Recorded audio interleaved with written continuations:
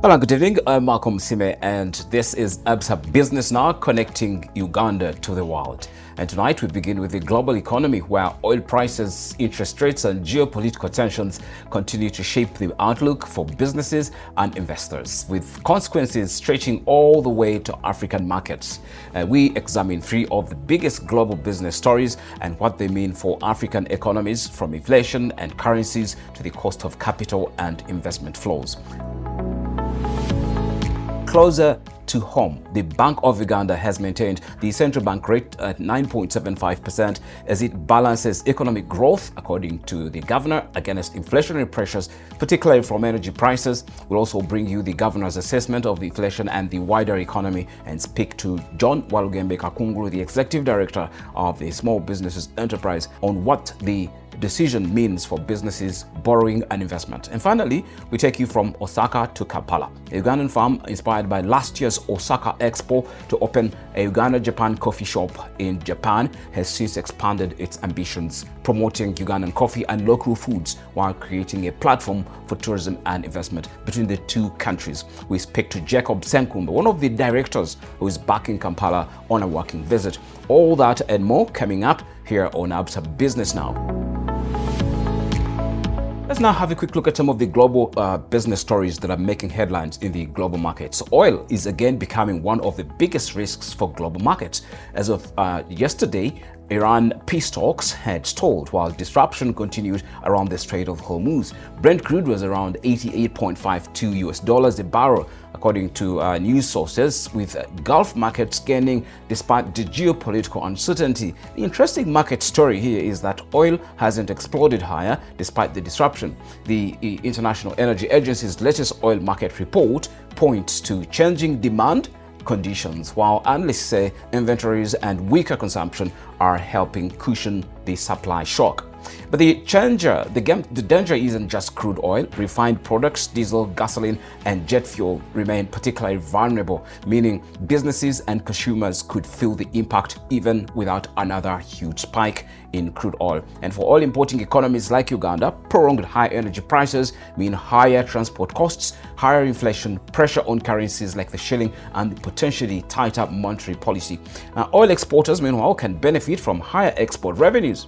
Number two, China will also be closely watched as investors assess whether the world's second largest economy can generate enough momentum to support global growth. Chinese markets have remained relatively resilient, and the Shanghai Composite closed at about 3,927 points on 14th August, although it has slipped over the past month. At the same time, Beijing is continuing to support liquidity. Now, China's central bank injected billions, 348 yuan, roughly $52 billion into their banking system recently, highlighting the authorities' effort to keep financial conditions supportive. This is what it means. The bigger question for markets is whether China can stimulate domestic consumption and credit demand rather than relying heavily on exports and investment. China is critical to us as a major trading partner, infrastructure financier, and commodity buyer. Weaker Chinese demand can hit prices for metals, which is gold, oil, and agriculture commodities, while stronger Chinese activity can support African exporters like Uganda. This is Business Now. Access to finance remains central to business growth, from a small enterprise looking for working capital to major infrastructure projects requiring long-term investment. Now, ABSA Bank Uganda continues to support your businesses through financing and digital lending solutions, while also participating in financing across strategic sectors of the economy, including infrastructure and energy. You can visit any ABSA Bank branch and ask about business financing opportunities. This is Business Now. The Bank of Uganda has kept the benchmark interest rate unchanged at 9.75% as the central bank balances rising inflationary pressures against a resilient economic recovery. Governor Michael Atinge says an annual headline inflation rose 4% in July from 3.7% a month earlier, driven largely by higher fuel, energy, and food prices. But the governor says inflation outlook has improved, with core inflation projected to remain between 4 and 4.5% over the next 12 months, while economic growth is forecast to accelerate to as much as more than 7% or 7.5% 26-27 financial year. The inflation outlook has improved compared to the previous forecast round, mainly due to lower international oil prices relative to their May 2026 peak. However, international oil prices have remained volatile, blurring the near-term outlook. Exchange rate pressures have also eased, with the Uganda shilling stabilizing after depreciating in the earlier part of the year. As a result, the inflation forecast has been revised downwards, with core inflation projected to average between 4 to 4.5% over the next 12 months, and headline inflation projected to average between 5.5 and 6% over the same period. Of course, there are risks to this outlook, and they broadly remain tilted to the upside, including prolonged inflationary surges, which would promote major central banks to raise interest rates, thereby increasing depreciation pressures on the shilling due to capital flight to safety. Also, we have escalating geopolitical tensions, which could disrupt global supply chains, push up international oil prices, and raise domestic energy and transport costs. In addition, adverse weather conditions could reduce agricultural output and drive up the food prices. Also, a stronger positive output gap, which could generate additional demand-side inflation pressure, is the other risk. The downside risks that could ease inflation include favorable weather conditions that would improve agricultural output and food supply, weaker domestic growth, for instance, if prolonged conflict in the Middle East weighs on the global growth, thereby dampening domestic demand and inflationary pressures. The Ugandan economy has remained resilient amid persistent global headwinds. Economic growth in financial year 2025/2026 is estimated at 6.4%, supported by the strengthening private sector credit that further increased household consumption and investment, as well as government spending. Credit conditions continue to improve, with both demand and supply of credit increasing, supported by easing lending rates and improved asset quality. The external position has also strengthened, with the overall balance of payments recording a surplus of $2.4 billion in the 12 months to June 2026, resulting in a similar increase in the foreign exchange reserves over this period. Growth is projected to accelerate to between 7 and 7.5% in the financial year 2026/27, and around 8% over the medium term. On the upside, growth could exceed expectations if: 1. Investment in the extractive sector is stronger than anticipated. 2. There is a de-escalation in the geopolitical tensions, resulting in the better global growth outlook, thereby lifting external sector demand. Business Now also sought the views of an economist to break down what the central bank rate means for businesses in Uganda, and now we bring you our conversation. For businesses, what they want is certainty, and I think what the central bank has done is to ensure that it keeps the CBR, because you see, it will be different if today the CBR say shot up to 11%, then tomorrow it's at 8%. But if you keep it at 9.75% for some time, then businesses can already factor that in their planning. Yes, there are negative impacts as I've indicated, but businesses can already account for that as they project. See, so it's definitely something that's unwelcome, but as I indicated, the pressures are external, especially the energy pressures are external, and the central bank has to be cautious, take a position of caution at this time. There's also there's also expectation that things might, especially if you look at the extractive sector, oil and gas, we see that that can give a spur to the economy. Also, if there's significant de-escalation in the Iran-US conflict, unfortunately, that does not appear to be the case. There are no, you have ceasefires that are not respected, and then you return to war and then to ceasefire. So, in short, there's still uncertainty, and I think that's why the central bank took that position. For businesses, it is short-term. I would say it is short-term necessary pain. In effect, an increment of 6% is possible, more so if we agreed that oil production will start this year. Yeah, so if we start, the production process starts this year, then it's definitely something we can attain. But if we have an elevation of the upside risks, we see this conflict with Iran going on for long, the Strait of Hormuz remains closed, you see other conflicts in other areas, then we are likely to find that we can't really attain it. Not because we didn't try or we're not ambitious enough, but because of things that are primarily out of our control. The conflict, say in the Middle East, will have primary negative impacts and will also have some secondary impacts. So when the price of oil goes up, it affects us because some of our petroleum products are sourced from there.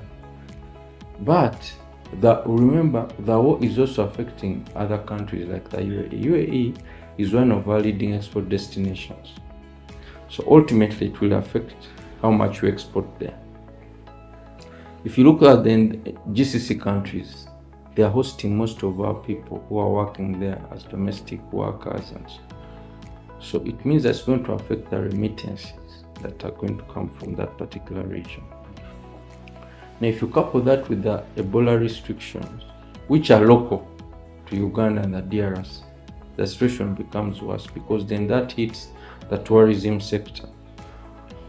It hits the tourism sector, and it also makes it difficult for Ugandans because some Ugandans are exporters of services. Those can't really move because of movement restrictions that have been imposed by different countries. So that's why I think the central bank has chosen to be cautious. Absa Bank Uganda continues to support your businesses through financing and digital lending solutions, while also participating in financing across strategic sectors of the economy, including infrastructure and energy. You can visit any Absa Bank branch and ask about business financing opportunities.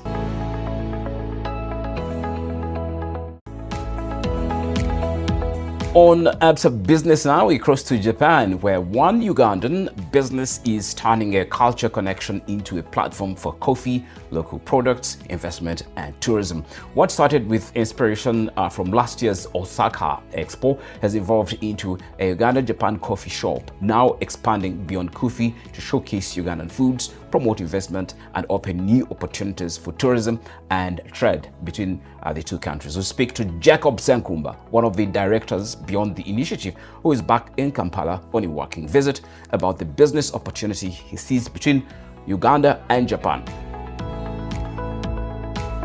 Given my experience staying in Japan at the time, I noted that Uganda, or even Africa as a whole, was underrepresented and or misrepresented at that. Our story was being told different.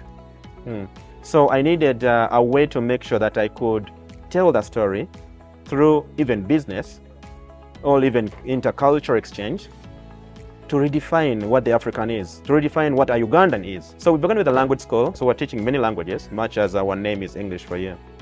And we did that quite well because we ended up expanding. Now, along the way, I am interested into coffee. It was a friend who was doing something similar. And when I saw the way he was doing it, I thought, I think we can do this better. So I picked it on and began thinking of considering creating a brand. Now the brand went and started by, of course, brand building takes time, obviously. So we began by participating in these local flea markets, some of those events that are usually close by yourself, and you would sell coffee. And what was very interesting was the reaction of people who were drinking that coffee for the first time. Like, I didn't know Uganda had coffee. Now, that is a statement or a sentence that even fires you more up. And in Uganda, I usually joke with some of my people there who buy coffee from us. I tell them, in Uganda, we do not only drink coffee, we eat it. And they're like, you eat coffee? I say, yeah, we eat coffee. Because in the world, all around the world, coffee is a beverage. It's not considered something you can eat. But as we all know, coffee can be eaten. That led us to another major occasion that again boosted us a little more. That was the World Expo, the Osaka Expo that took place last year. Now, in the Osaka Expo, how do we get a spot there? We didn't get a spot through, because usually at the Expo, usually governments or embassies, or they usually have their own booths and all that. So we didn't go through that path. We have an organization in Japan, which we're part of. It is the African Diaspora Network Japan. Now, that is an organization that brings together talent from Africa that has been educated in Japan, most likely, that is already doing work in Japan. And we were able to secure a very big location to have an African cuisine restaurant in the expo. Now, in the African cuisine restaurant, because it was organized by ADNJ, we called it, the name was called PANAF. Now, because PANAF, of course, coming from Pan-African. And during that time, the entire restaurant, which was having multitudes of people coming in, all the coffee was being handled by us. Now, our coffee, we decided to call ourselves Uganda Coffee Shop. Okay? And so we sold our coffee there as Uganda Coffee Shop. However, the brand that was born out of Uganda Coffee Shop is the Terimba Coffee, the name picking. Why was it intentional? First of all, Terimba, the sound and the intonation and the sound itself rhymes well with the Japanese language. So it is easy for the Japanese people to pronounce. The number two, Terimba is a word that will incite someone's mind into asking, what does Terimba mean? And as they're asking what does Terimba mean, they will be forced to find out about a country called Uganda. And whatever comes out of that, it may lead to tourism at the end of the day. We served our coffee to over 150,000 people who were able to taste our coffee and love it. And some of the very interesting stories that were really inspiring are people who walked into the restaurant and said that they do not drink coffee. But I told them, no, we understand you don't drink coffee, but can you try this? When they tried our coffee, they said, if this is coffee, then I can drink coffee.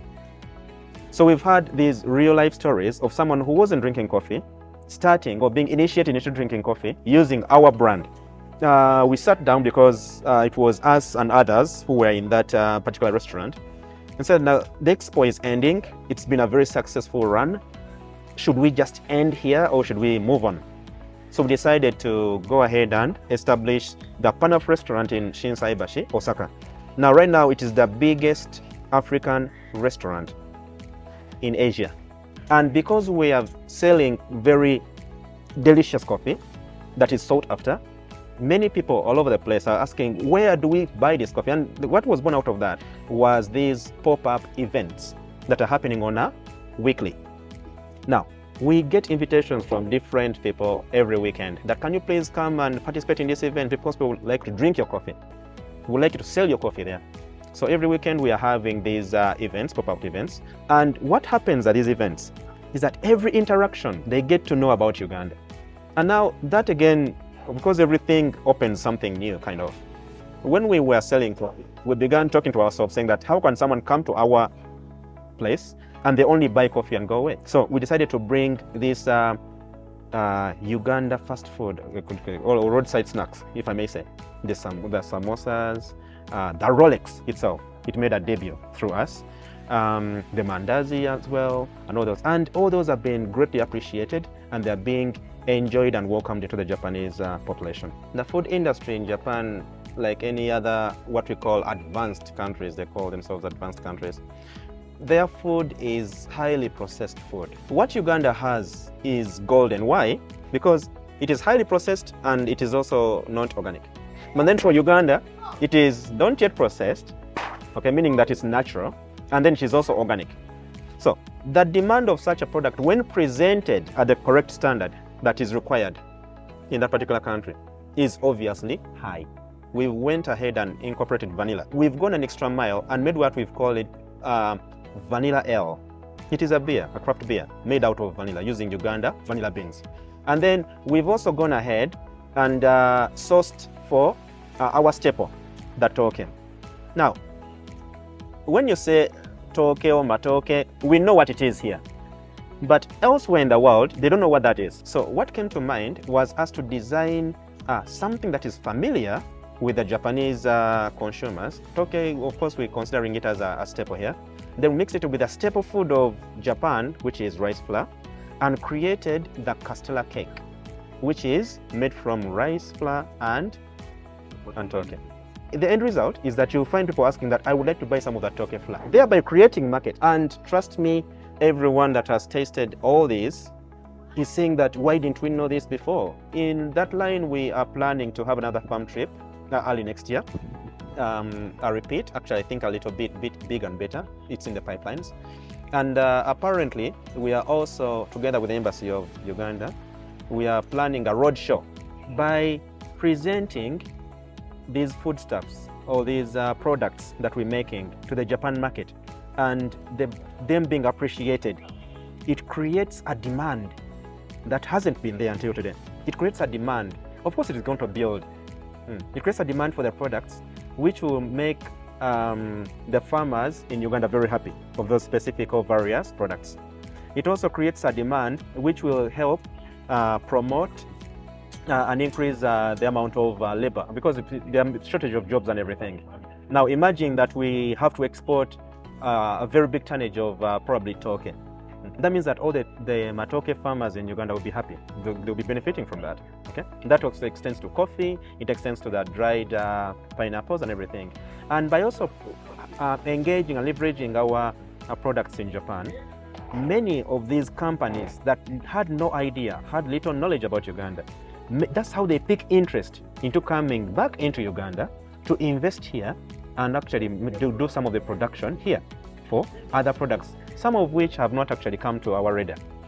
We are also in the background working on an idea to produce those products here in Uganda.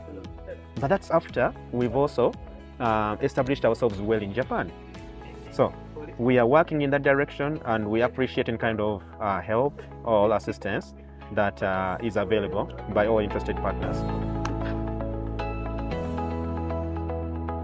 This is Business Now. Access to finance remains central to business growth for a small enterprise looking for working capital to major infrastructure projects requiring long-term investment.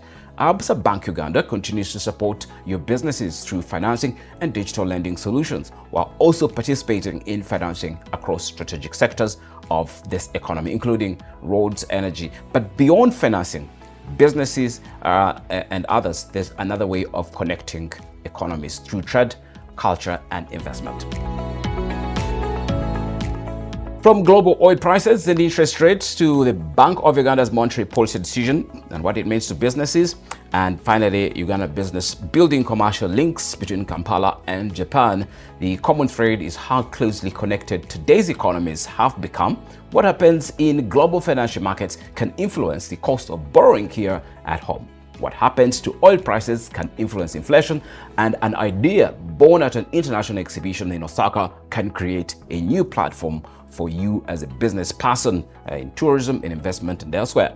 I'm Malcolm Sime, Absa Business Now, connecting Uganda to the world. Next up is NTV Tonight.